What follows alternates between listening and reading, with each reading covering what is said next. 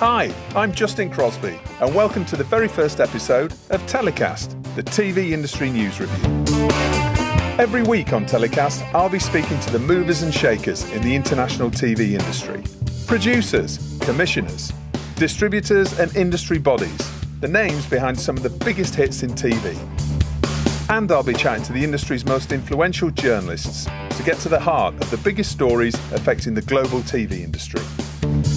TellyCast is about the global business of TV, so we'll be having guests on the show from all around the world to hear their viewpoints on what's happening in their own markets.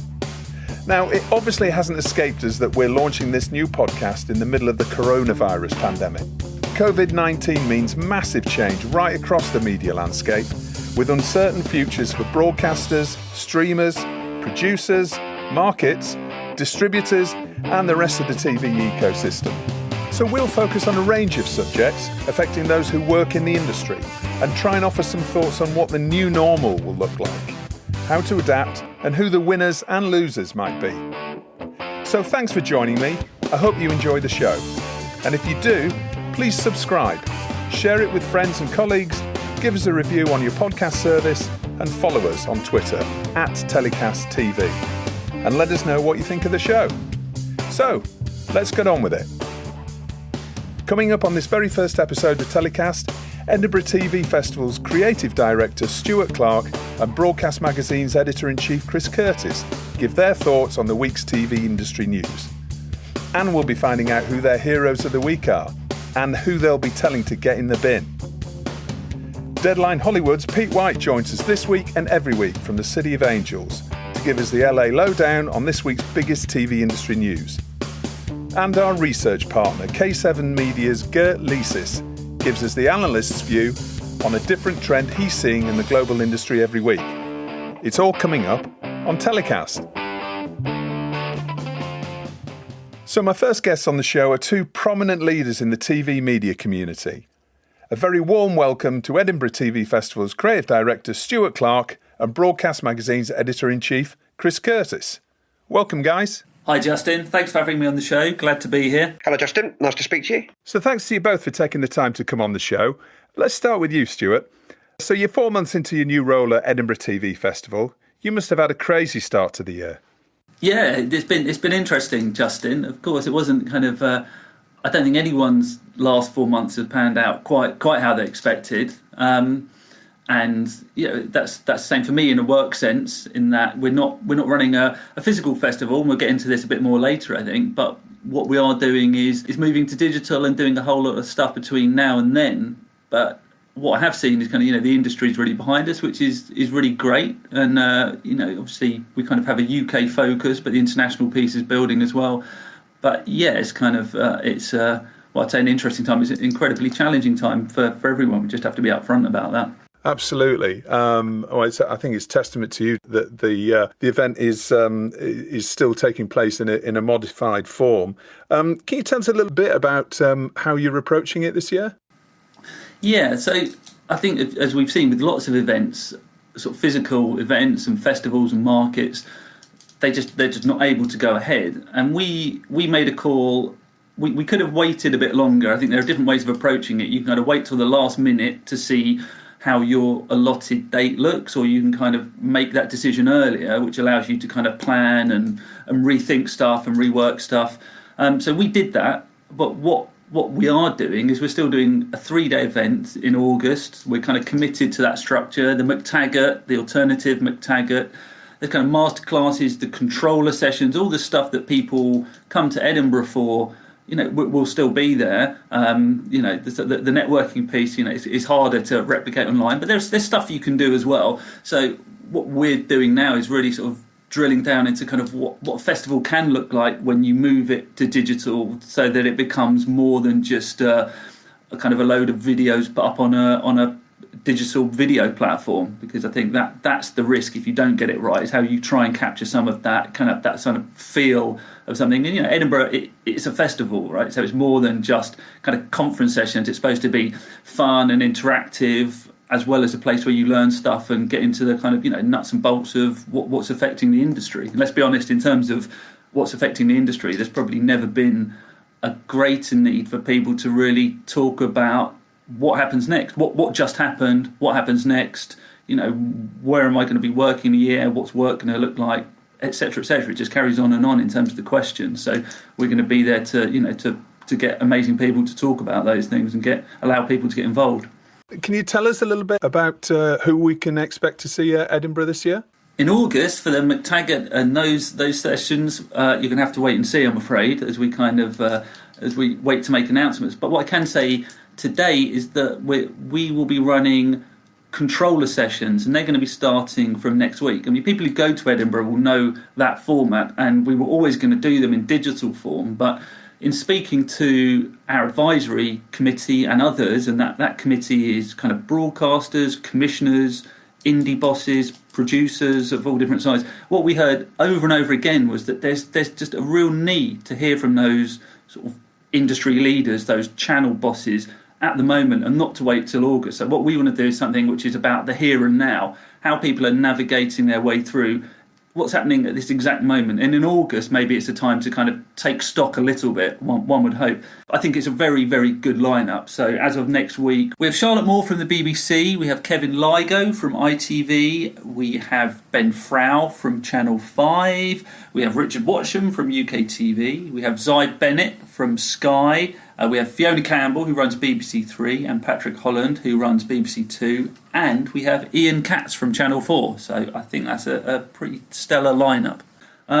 And then we've also got various sort of genre chiefs within those sort of channel groups and organisations as well. So it really is, the sort of, it's a really fantastic lineup day by day of people who are kind of running the channels and talking about how they're keeping the lights on, how they're communicating with internally and with their suppliers, with producers, what they can and can't do. Because, budgets are, we can see from reading broadcasts, from reading, other stories out there, we can see how budgets are under pressure, so how people are kind of cutting their cloth. But also, I think one of the things that we want to do this year, there's a kind of torrent of bad news, really, and it is bad news. This is a horrible situation. But I think producers and indies are, by their very nature, kind of entrepreneurial and creatively ingenious. So we also want to shine a light on some of the amazing stuff that is happening at a horrible period. So kind of, that creativity in a crisis story, if you like.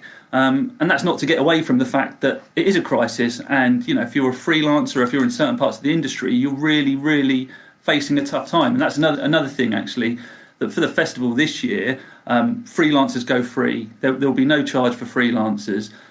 We want to just open our doors and say, if we can help untangle some of the mess, help you understand X, Y, or Z, or you can, you want to hear from people, then tune in, and there's no cost. And that's from the stuff we'll be doing next week with the controllers, and that's right through to the festival itself. So, I'd encourage people, freelancers who are, having a tough time to get involved and register, and they can pick and choose what they want to dip into. Well, that's a fantastic offer for freelancers who are obviously the lifeblood of the TV industry, and I think we're going to talk a little bit later about the importance of freelancers to the industry, and perhaps how this whole coronavirus crisis might help reset the balance between freelance and permanent staff and broadcasters and producers. But that all sounds fantastic. Thank you for that, Stuart. Let's get down to talking a little bit about your chosen industry stories of the week. You've highlighted a piece from your former publication, Variety. Tell us a little bit about that one. So that's a piece about the Cannes Lions, which is another festival which has had to kind of rethink what it's doing, and they're moving a lot of kind of sort of masterclass and intelligence stuff online. And it was previously behind a paywall, now they're making it free. And to me, it was the latest in a very long line of events, festivals, and markets that are kind of really trying to get to grips with what you do in a year when there are very few, let's be honest, if any, physical events. And I'm just kind of very much living that at the moment in thinking about how you sort of breathe life into something. So Cannes Lions is also it's a really interesting event, and they kind of go out to have sessions that are go a little bit further in terms of being interactive and engaging and kind of edgy and fun. So at the moment, I see what they're doing, or Sheffield, or any of the big events, what MIP did, Series Mania, and kind of trying to take little pieces from that and kind of work out what's what, and spending a lot of time, as I'm sure everyone is, on Zoom and digital platforms consuming content. And it's just interesting because I don't think there is sort of standard best practice yet. But what I have realised actually, since we announced moving to digital, that clearly that's not first choice. I don't think anyone would pretend otherwise. But there's also a lot of stuff you can do that you might not have been able to do in physical form. Whether that's engaging with people on the other side of the planet who might not be able to fly to wherever you are, or whether it's doing kind of in much more interactive stuff and live stuff as well. So I think what we're seeing is kind of the reinvention of those industry events, and I think what happens this year is kind of people will work out what works for them and get through. But I don't think things just go back to normal next year as well. The stuff that works will stick, and I think become the new normal. And just looking at all of those events that have either been cancelled, postponed, or been reimagined in some way, as well as Edinburgh, where this year so far, I mean, this is not an exhaustive list, I'm sure, but I made a note of Series Mania, MIP TV, Cannes Lions, Banff, South by Southwest, Film Art, Hot Docs, World Content Market Moscow, Sheffield Doc Fest, Cannes Film Festival, Annecy, Monte Carlo, Sunny Side of the Dock, NatP Budapest, Children's Media Conference. I'm sure there's others that I've missed there, but I think you're absolutely right. We're now going to be able to look at those events and the value that they offer, and perhaps it is maybe a time to question the role some of them have got, because I think at one point, I certainly remember a few years ago having a chat with various executives, and they said that they could actually spend their whole lives going from one festival to another permanently all year round. And obviously environmental impact and various other issues around that are perhaps we were thinking a lot more about towards the back end of last year, maybe also coming to the fore now. And maybe there are positives in a way that we can reimagine things for the better once we start coming out of this crisis. Yeah, I think you're absolutely right. I mean, in a sense, what's happening might just accelerate the pace of change, might accelerate what was kind of inevitable to a certain extent anyway. And it's glib at the moment, at a moment of crisis, to talk about people going to Cannes to have their rosé moment, but the truth still is there is a need for, or a demand for, people to be in the same space. But of course, all those pressures you talked about were being talked about ahead of this horrible moment we're in, and that's why when I talked about all that controller stuff that we're doing with the broadcasters, that's why I think it becomes much more about a sort of year-round conversation rather than just a given couple of days in a year, and actually sort of providing something substantial that runs throughout the year. So, we'll be doing that stuff I mentioned next week with the broadcasters, and then the week after that we're doing something with the sort of production chiefs, and then the week after that with analysts. And the point is, I don't think you can any longer think about just a very, very isolated moment in time and expect people to, spend a lot of money and commit to being there without giving them something over and above that. Well, I'm sure that the whole crisis that we're going through now will no doubt lead to us all changing the way that we think about the ways we do business, the costs and benefits of the things that we do, and how we might change those going forward for the greater good. Okay, thanks, Stewart. Chris, let's bring you in now. How are you all coping over there at Broadcast with the crisis? We're being relentlessly cheerful. Justin, because frankly there's no other option. It's very challenging, isn't it? It's hard. I'm slightly old-fashioned, used to working in a sort of team. I really like having people around me. I like colleagues sort of sparking off one another, and all of that is obviously kind of very difficult to do at the moment. Awful lot of Slack messages being exchanged, but definitely no substitute for a good old-fashioned face-to-face conversation. So we're doing our best under pretty testing times, but there's certainly a lot to write about. Absolutely, and I'm sure there's the opportunity to talk about the bright spots as well as a fairly unrelenting stream of bad news stories, which is obviously going to be coming through. People are watching lots of telly. That's good, isn't it? Yeah, that's true. That's true. I mean, there's some incredible ratings figures coming through, and obviously Netflix is also proving to be a beneficiary of this terrible scenario. So, Chris, let's go into your first story that you identified. This is a recent piece in Broadcast. Channel 4 rocked by 800-hour coronavirus crisis. Can you tell us a little bit about that? Yeah, I mean, look, in some ways, the pandemic's really challenging for all broadcasters. It's particularly challenging for commercial broadcasters, and it's especially challenging for those commercial broadcasters which are most heavily reliant on advertising.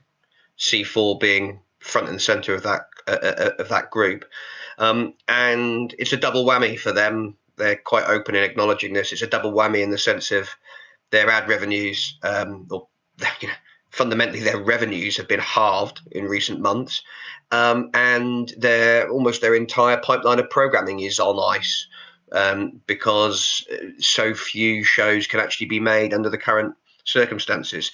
So you've got a situation where you've got no money coming in and no no programming coming in either, and you've got to quickly commission, produce shows that can fill the linear schedule up, and do so at a time when you can't really see where your next pound's coming from. So really, really challenging circumstances, and C4 are. It's interesting. You could, an organisation or any company facing that could become quite defensive about it. They are being very brave and optimistic and forward thinking, but they're not shying away from the challenges they face either. And 800 hours is roughly the amount of programming that they had lined up, that was coming through, that is effectively put on ice, like I say, until such time as normal service can be resumed. £250 million programme budget slashed, which is a huge amount. How are they going to do this? What's their way out of this situation? So it's 150 that's come off so there's 258 million of total savings that the organisation is making, of which 150 comes from the programming budget. There's around 95 million coming from other savings, different departments in the organisation. But 150 million largely from the origination budget. So you're looking at around back of a cigarette packet. If anyone still has cigarette packets these days, don't know.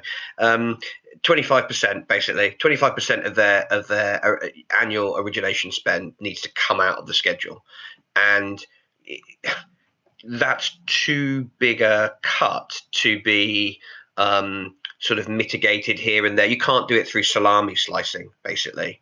So effectively, what they're doing is they're looking at, let's say they had a show lined up and it was being made for 150 grand an episode. They will need, and that's now been put on hold, they will need to fill that that hole in the schedule for something at significantly lower than that price, so that they actually sort of effectively bank the difference, if you see what I mean, bank the saving, and that's where they're going to need to make up that money. And some of that can be through boxing clever and doing the kind of programming that you're seeing celebs or talent filming from home, and it's sort of done on a sort of Microsoft Teams or a kind of Zoom basis, or slightly more professional version of that. But in the end, I'm sure they'll have to fill some holes with repeats, with acquired content, possibly movies. But the schedules for Channel 4, the schedules for all the big broadcasters come the summer are going to look very, very different. Yeah, well, I saw that Channel 5 has just acquired the whole of the catalogue to Golden Girls, and it's about to start playing that out. And I can imagine we might be seeing those sort of programming decisions, presumably from all the broadcasters, just to fill that volume of lost hours. Yeah, I mean, look, the scripted genres are most affected by this, in the sense that they are the highest tariff hours, and they're often the genre of programming that require the greatest number of production crew to make them. You can make a documentary with, it might be a producer director sort of shooting the thing with one AP and a kind of runner on the side, and you can do it with a small number of people very cost effectively, and also potentially do that still observing some form of social distancing. It's hard to do that on a drama where, I don't know, the level of catering crew alone that you need would be massive. So those are the genres: scripted comedy, scripted drama, that are toughest to do. And obviously talent as well is a major issue there, because what talent schedules are usually set up 1-2 years in advance, certainly bigger talent. So that's also going to create or add to this logjam that we're expecting to probably run through next year. I wrote last week that September has become the kind of month of choice that everyone in the industry is saying to me, that's one for September, that's one for September. But frankly, this idea that every single TV production that's been put on ice over the last sort of, from the middle of March all the way through to then is suddenly going to swing back into action in September. The industry's capacity to do that is very limited. And I definitely think, on high-end drama, on the stuff that's co-pro'd by big American broadcasters or the SVODs, where you're talking about epic things with battle scenes and hundreds of extras and all that kind of stuff, I'd be amazed if those things are properly in production, but until, I don't know, January of next year. Because insurance is bubbling away in the background of all of this. If the idea that you say, okay, we've got this drama and it requires 300 people to produce it, and come September comes around and there's been some easing of lockdown or whatever it might be, but you'd still have to be pretty brave to say, okay, right, we're going for it, knowing that there could be a second wave of coronavirus or that anything could happen, and you're uncertain necessarily about whether your insurance policy is going to cover you for that. I suspect for the really big epic drama, it might be the new year before we see things back fully underway. Well, I think that's a really good point, and I know Channel 4's recent new daytime show, The Steph Show, which was going to be their centerpiece daytime show, filming in Leeds, is obviously now being filmed in Harrogate from Steph's house, and it started fairly well, but ratings are not looking too good for that at the moment. It has lost about a third of its audience since it launched. We're talking about that sort of programming being shot from people's houses, low budget as possible. The drama, the stuff that looks great on screen is probably going to be far out, going to be 6, 8, 12 months away. Are we going to get a bit fed up of cheap TV on screen? Yeah, I'd have to agree. I think we will get fed up of that. I think there's definitely a novelty value and a sort of novelty factor at the moment of seeing things produced in that way. I think that will wear thin pretty quickly. But that's where, look, the broadcasters have got a pipeline of things that they were sitting on, or that just got in under the wire. There's, shows that are being put through post-production remotely, for example, that have just have finished their sort of principal photography and are now being sort of edited and cut together, and all the post is being done. So they have got a limited sort of pipeline of new content, and they'll be strategizing about dropping that in to the schedules at the right moments between now and let's say middle of the autumn. And then I suspect they will make clever use of repeats, though it helps if you're the BBC and you're ITV and you have a massive in-house production arm where you own loads of rights to programming, so that you can sort of go back and cultivate and curate parts of the Lear schedule with a sort of best of British. Funnily enough, the much derided BritBox, the ITV, BBC, and now C4, C5 joint venture, is predicated on the idea that there's a latent appetite for people to watch Prime Suspect or Cracker or whatever it might be, and that theory might get tested over the summer. And broadcasters just done an interview with Dan McGolpin, who's both the head of scheduling and the head of iPlayer for the BBC. And he's talking about trying to get quite a clever interplay between those two things going forward. So, they're repeating Gavin and Stacey on a linear basis at the moment, and then push to iPlayer for the complete series on box set. And that brings us on to your second news story, Stewart, which is all about the BBC history content offering in the way that they are pulling together iPlayer online and the Red Button to educate the nation's children. Can you tell us a little bit about that? Yeah, my kids might burst in at any second if they're not watching it as I do this. But I think the point is that a lot of people were saying that the BBC was maybe doing too much. But I think at this sort of moment, when you see these kind of initiatives, that thing, David Attenborough and Danny Dyer and people like that kind of getting involved in doing bite-sized lessons, I think it changes perceptions of around the BBC. I think in the same way, other national institutions have become sort of more revered and loved. And I'm not necessarily putting the BBC, in the same bracket, but I just think that the outlook for it as an institution and for all public service broadcasters is perhaps different to how it looked pre-crisis. Well, it's just a few short months since the last election, and the BBC was really in the firing line, seemingly from all the major political parties, and there was leaks and rumours around the BBC going to get a whacking from the new government, I think was the actual term that we saw.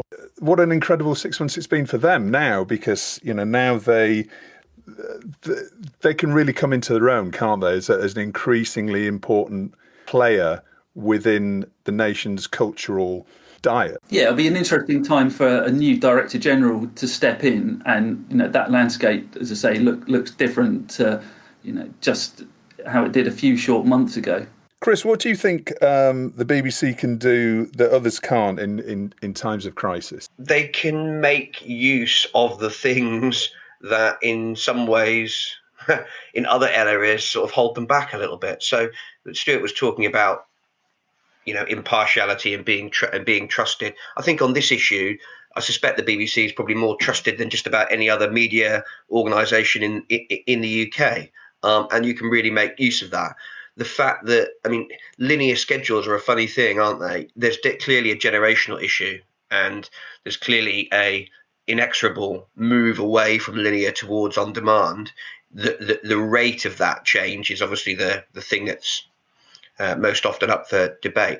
When you have a linear schedule like the BBC does, and you have a good level of funding, and let's be honest, the BBC is suffering more than any other broadcaster in terms of its pipeline of content being messed up, frankly. But what they're not losing is their income. So they've got a pot of money. They've got linear schedules, they've got a trusted brand, and they're able to do interesting and innovative things with flexible scheduling, flexible production, quick turnaround, that feels like it helps embed the BBC in the national conversation. And I think the political pressure it was under before this crisis was very real. I think it will be much harder when all this ends for the government to give the BBC the whacking that you referred to, Justin, because the British public would have rallied round, and it's helped it be distinctive. Before all this, do you remember there was a lot of questioning of the BBC around, why can't the BBC be more like Netflix? And Netflix has got all these great shows, and it only costs whatever, £7-8 a month kind of thing. And why isn't the BBC more like Netflix? And the answer to that for the BBC now is, well, aren't you glad that we're not like Netflix? Because we're the ones that are speaking to the nation, basically. We're the ones that feel like we're responding to things, that are able to say, you know what, we're going to pull question time into the main part of the BBC One schedule, or we're going to introduce sort of health check programming that will be hopefully reassuring, hopefully myth busting for the viewing public. And so they're able to really flex a lot of those muscles. So Chris, let's talk about your second story, which was all about freelancers and the exodus that we're looking at in the coming weeks and months. Tell us a little bit about that. Yeah, I mean, in some ways, it's a very straightforward story, which is the vast majority of people who make Britain's television shows are employed on a freelance basis. And if there is a hard stop on, let's say, 95% of all production, those people don't work. And if those people are freelancers and they don't work, they don't get paid. And I'm oversimplifying.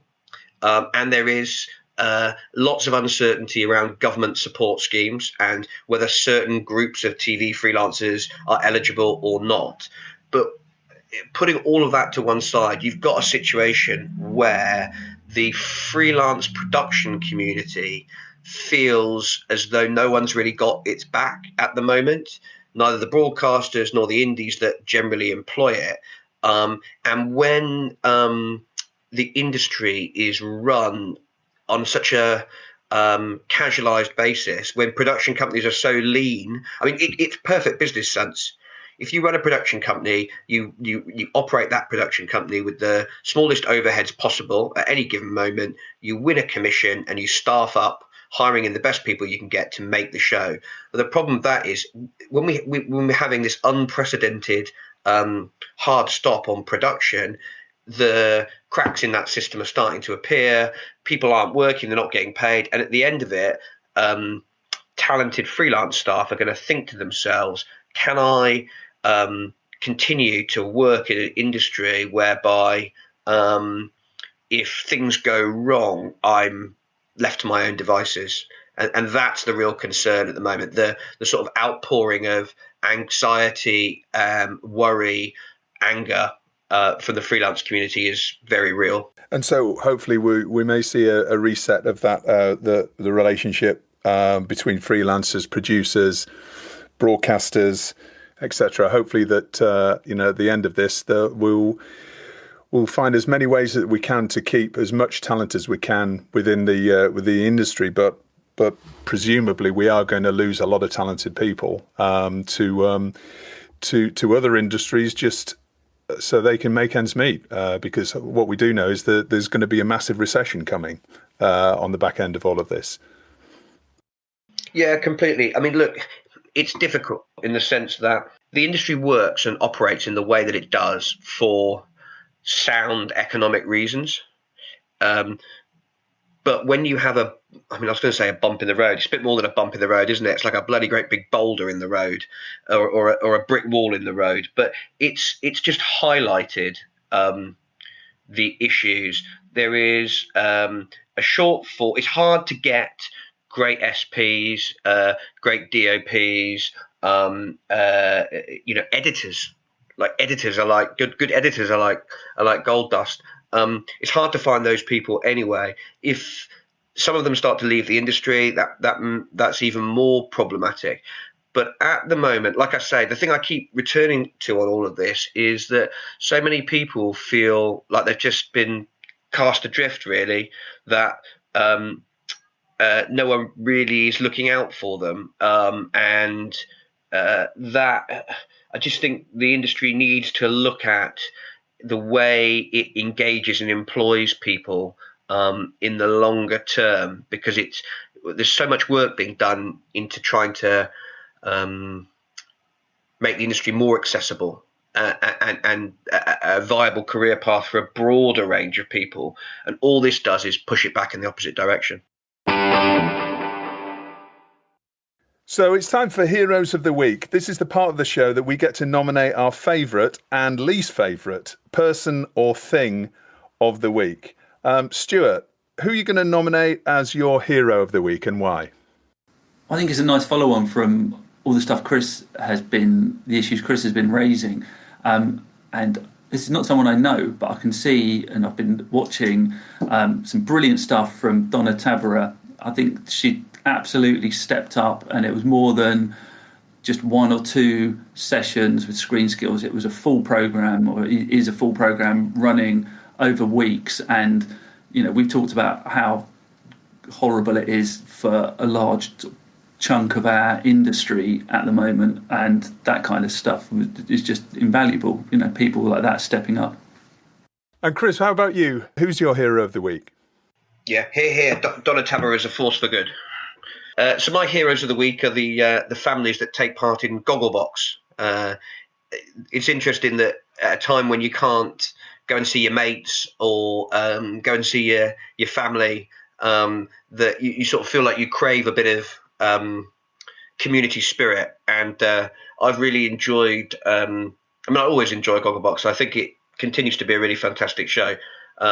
But there's something very apposite about watching Gogglebox and getting a little window into people's lives at a time when you can't really sense that in other areas. And they showed the families responding to and watching the Queen's address to the nation, and a couple of the people that watched it were sort of emotional and sort of in tears. And the cynic in me would sort of normally roll his eyes and be a bit scornful, but it kind of brought together that sense of everyone in their own little isolated way feeling the same thing and having to cope with the same challenges. And so, more power to the Gogglebox families and the Gogglebox production crew as well, doing a fantastic job. And we've also got a new section in the show called Get in the Bin. So, as you might imagine, that is who or what is your villain of the week. Chris? Yeah, I've been flippant again. The thing that is annoying me at the moment, I spend an awful lot of my time on Zoom or Microsoft Teams, and I'm getting quite frustrated at how much nicer everyone's houses and bookshelves are than mine. So whether it's my colleagues who appear to be very well read, better read than I thought they were, or whether it's politicians with a strategically placed Winston Churchill biography or whatever it might be, the sort of Microsoft Teams backdrop of bookcases and nice posh houses, they're the things that are really getting my goat this week. Stuart, who are you putting in the bin?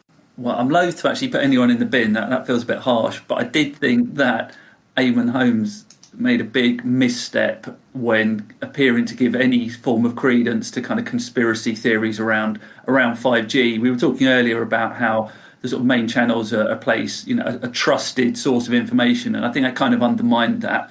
I don't want to put him in the bin though because he's bigger than me. That's pretty understandable. Guys, thanks so much for spending your time with us today, and hope to have you back on the show soon. Thank you, Justin, from my bedroom in London. Thanks for having me on the show, and good luck with the podcast. It was a pleasure. Thanks for having me, mate. One of the regular slots we're going to be featuring on the show is an insider's view on industry goings-on in the world's biggest TV market, the USA. And I'm delighted to be joined by Deadline Hollywood's TV editor, Peter White, direct from LA. Welcome to the show, Pete. Thanks, Justin. How are you? Very well, thanks. How's Tinseltown coping with the coronavirus pandemic? Well, quite in the same way as many other people, I imagine, trying to figure out how quite to get on with the world.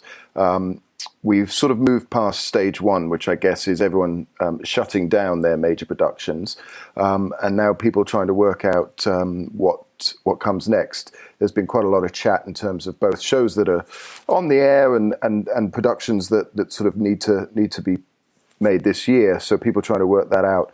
American Idol being a good example of one of the biggest non-scripted shows that was in the middle of its run this week, that they finally figured out how to put together the live shows, which was going to be a challenge. So they're doing that remotely and filming it in each of the contestants' homes.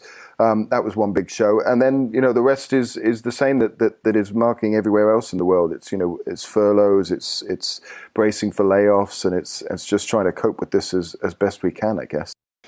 I've seen an incredible page on Deadline Hollywood's website, which has got all of the shows that have actually stopped production, which is an incredibly long list. So can you tell us a little bit about the major studios? What's happening there?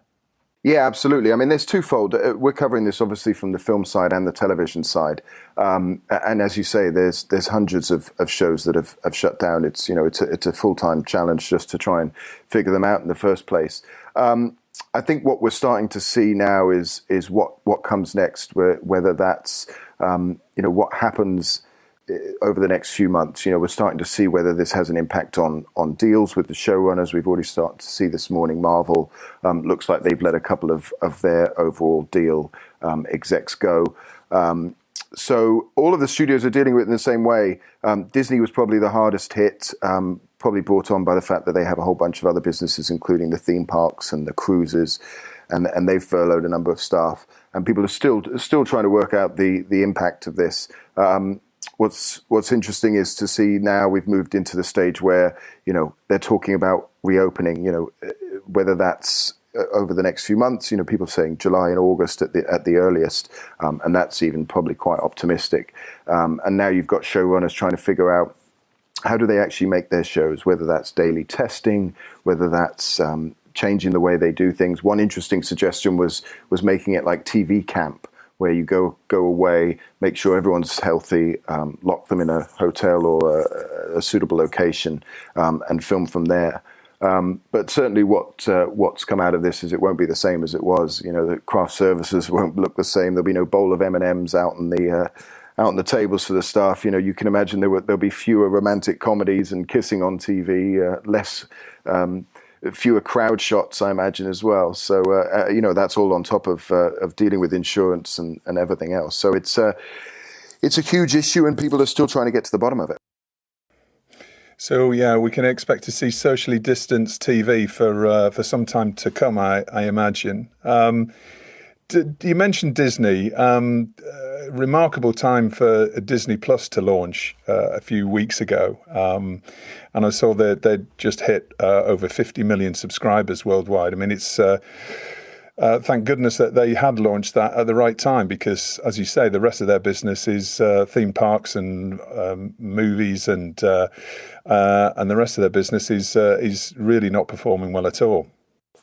I think every parent in the world is thankful that they can shove their kids in front of Disney Plus right now. Yes, timing is interesting. Yeah, there's been a few. Obviously, Peacock announced that it was launching at the end of July.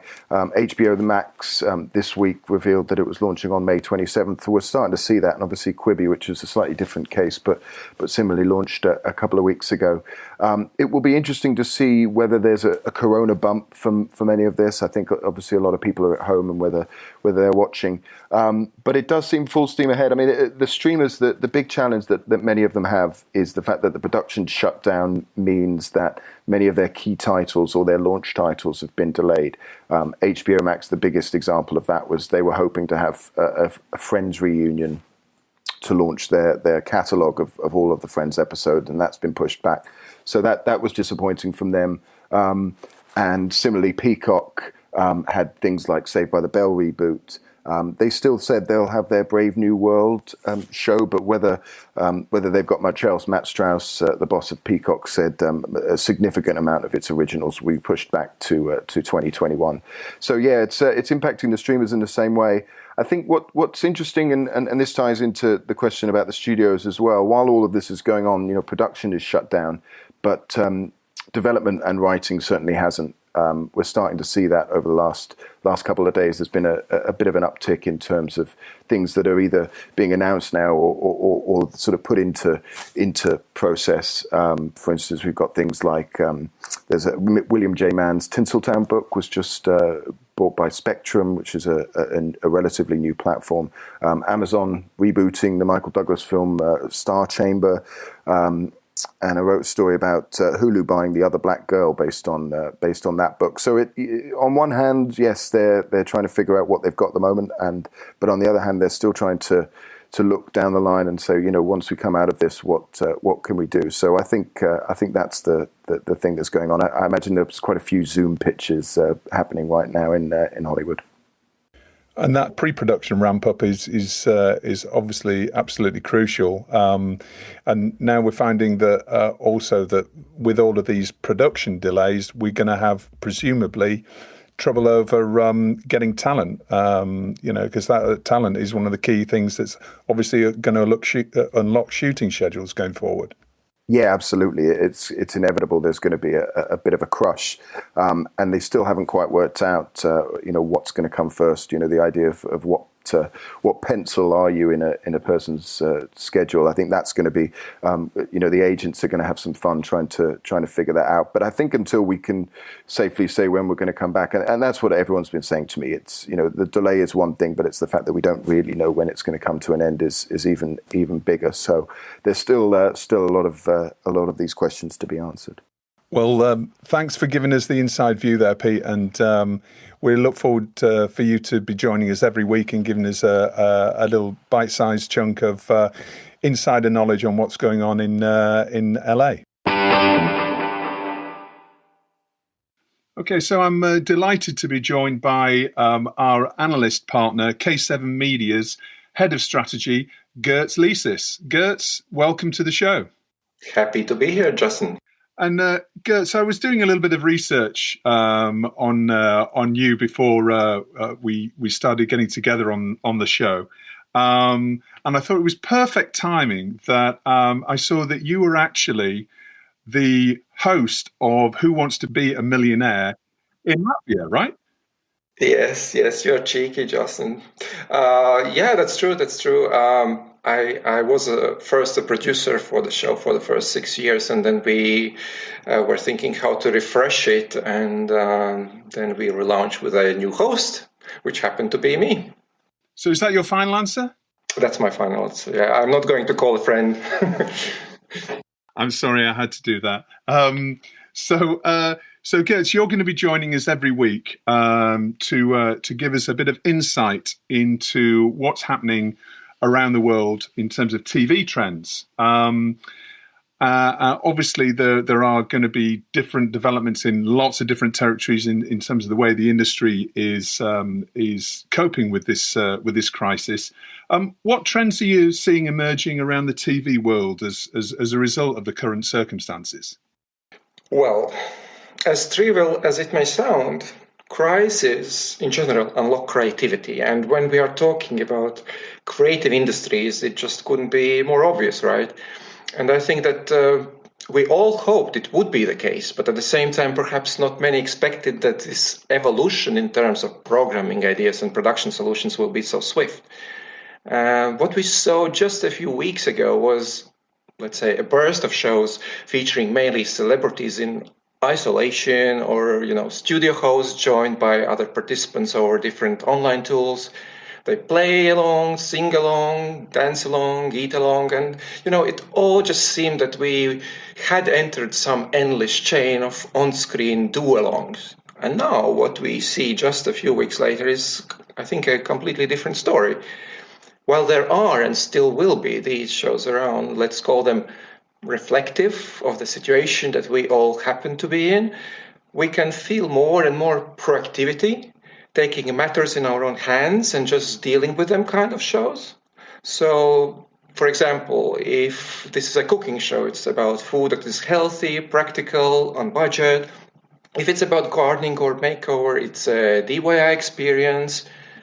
You're feeling lonely. Remote dating will, sort your problem, or your four walls or hyperactive kids around you 24/7 are starting to drive you crazy. No worries, we'll get you advice from a professional, and so on and so on.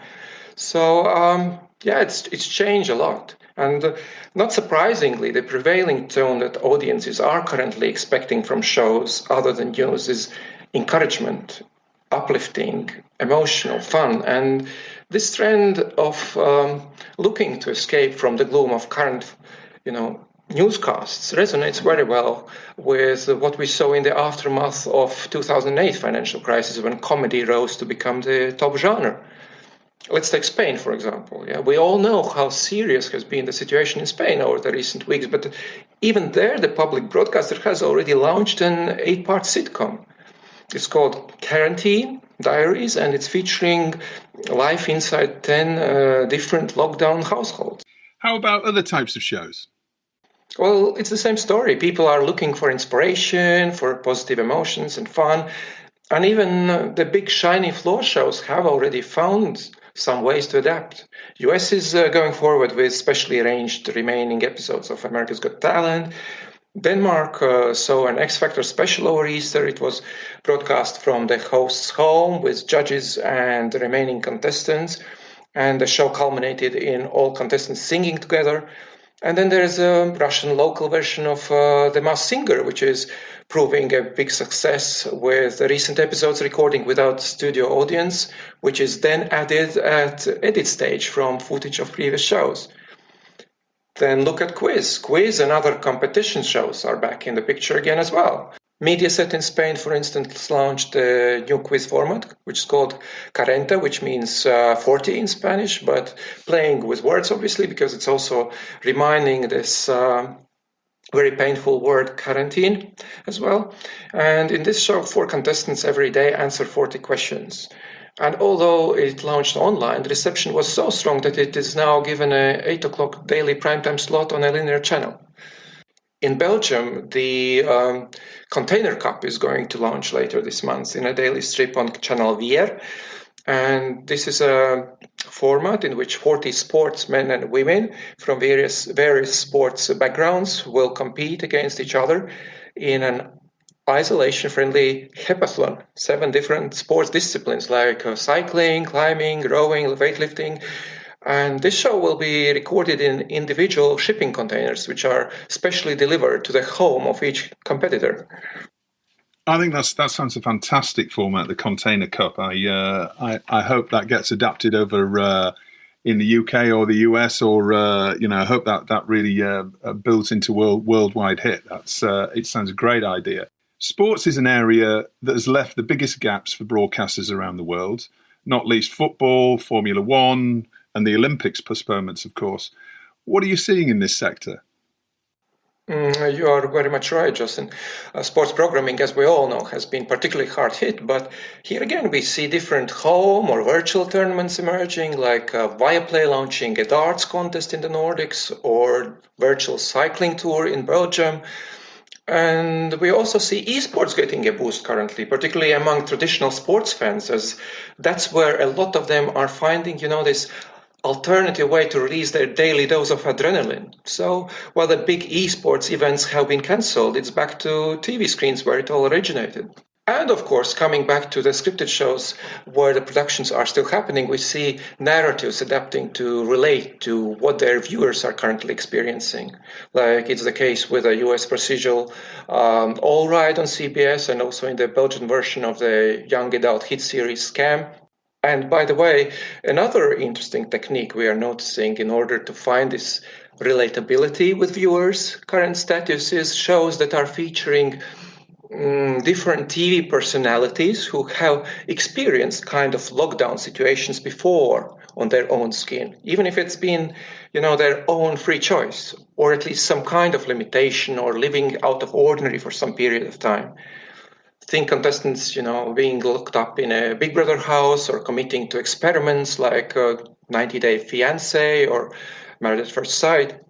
And I think we can also expect more, crossover of different genres and media in coming weeks and months, like filming podcasts, for example, as well. And what's also interesting, the quarantine regime has brought types of interactive programming, which would naturally be associated with online media and social networks, like virtual co-viewing and commenting on the on-screen material and so on. These are now also found on big 3D screens. So how do you think these innovations might influence programming in the months and the years ahead? Oh, that's an interesting question, of course. But, we hear media insiders talking about corona-proof content, almost like a term now, arguing that there will be no rerun value of the shows for the shows produced during lockdown due to us all being used to higher production standards, and that the sky is the limit kind of attitude when it comes to creative ideas. However, seeing how quickly telly is adapting to the current rules and how well the new technologies are coming to help with execution, I'm just wondering if the high-end, big-budget premium productions will regain their previous weight and glory in all schedules anytime soon. as an industry, we have loved, to talk about how it's all about the right idea, about the story, and that inexpensive doesn't necessarily mean bad. Well, now here is this reality check. The times have come to prove that we really meant what we were saying. Maybe viewers will be craving for those, super expensive high-end shows to return in high numbers as soon as possible, but maybe not.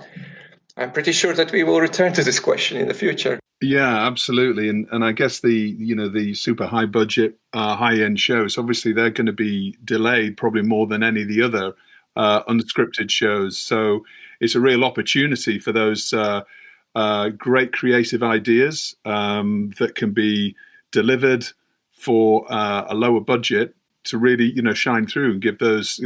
Clearly, broadcasters around the world are really going to be looking for those to fill those hours that we talked about, that are missing through the football and all the other sports that's missing in those schedules. Absolutely, I think that it's a time for those who see opportunity and who, just being bold and moving ahead with their ideas, and those who will just wait for the times return where they were, maybe the losers, I think. Yeah, and maybe it's a new wave of producers who maybe have a new way of doing things that can really take the opportunity to build new businesses as the whole coronavirus pandemic hopefully recedes over the coming months and coming years, and it may usher in that new wave of talent that's willing to do something in a different way. Fantastic. Geertz, thank you so much for spending your time with us this week, and delighted to say you'll be joining us every week to talk about a different subject. Obviously, during this current pandemic, a lot of it's going to be around what countries and what broadcasters and what producers all around the world are doing to address the situation. But thanks again for joining us, and we look forward to hearing back from you on a new subject next week. Thank you. See you soon. TellyCast, the TV industry news review. Well, that just about wraps it up for this very first episode of TellyCast. I hope you enjoyed it. If you did, please subscribe, share it with friends and colleagues, and give us a review on your podcast service. We'll be back next week with more news, insight, and opinion. Until then, stay safe.